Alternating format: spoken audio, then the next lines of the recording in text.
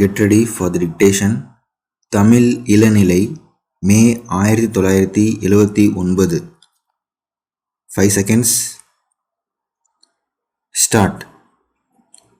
நண்பர்களே, தேசிய வளர்ச்சி மன்றத்தின் கூட்டத்தில் கலந்து கொள்வதில் நான் பெருமகிழ்ச்சி அடைகிறேன்.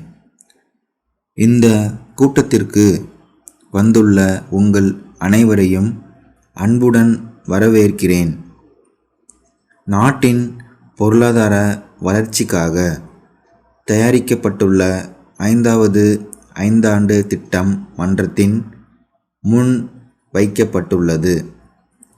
இந்த திட்டம் சுமார் 40,000 கோடி ரூபாய் வரையில் அரசு துறையில் முதலீடு செய்ய வகை செய்கிறது. இந்த திட்டம் பற்றி உங்கள் கருத்துக்களை கூறும்படி கேட்டுக்கொள்கிறேன்.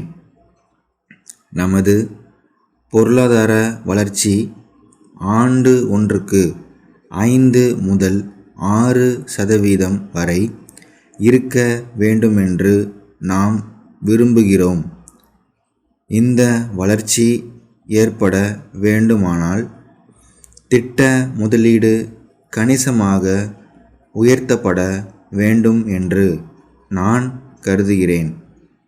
திட்டத்தின் முதல் ஆண்டில் சர்வதேச அளவிலும் உள்நாட்டு அளவிலும் பொருளாதார சிரமங்கள் ஏற்பட்டன. இதன் காரணமாக வளர்ச்சி வேகம் குறைந்ததை நாம் அனைவரும் அறிவோம்.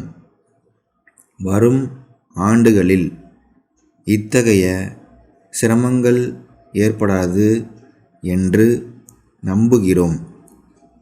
அடுத்த 2 ஆண்டுகளில் நாம் கணிசமாக நிதி வசதிகளை திரட்ட வேண்டும்.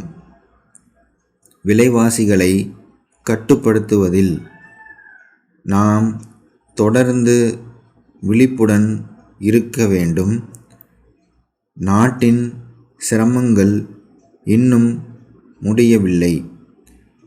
நிதி வசதி நிலைமை கவலையளிப்பதாகவே இருக்கிறது. இதை தடுத்தாக வேண்டும். எல்லா செலவினங்களிலும் கட்டுப்பாட்டை மத்திய அரசும் மாநில அரசுகளும் மேற்கொள்ள வேண்டும். சமூக பொருளாதார ஏற்றத்தாழ்வுகளை நீக்குவது நமது அபிவிருத்தி திட்டங்களின் முக்கிய நோக்கங்களில் ஒன்றாக இருக்கிறது. ஏழை மக்களின் பிரச்சனைகளை காலக்கிரமத்தில் தீர்ப்பதும் இத்திட்டங்களின் நோக்கமாகும். திட்டம் என்பது பல பணிகள் அடங்கிய அட்டவணை அல்ல. நுட்பமான புள்ளி விவரங்களின் தொகுப்பும் அல்ல. அது மக்களின் முன்னேற்றத்தை அடிப்படையாக கொண்டு அமைதல் வேண்டும். சில சமயங்களில் இந்த திட்டம் பேராசை கொண்டதாக அமைந்து சிரமங்களை உண்டாக்கலாம். இந்த நிலை ஏற்படாதவாறு பார்த்து கொள்வதில் நாம் கண்காணிப்புடன் இருக்க வேண்டும். திட்டங்களை நிறைவேற்றும் பணிகளில் மக்களை ஈடுபடுத்துவது முக்கியமாகும். திட்டமிடுதல் நிபுணர்களின் முயற்சியாக மட்டும் இருக்கக்கூடாது.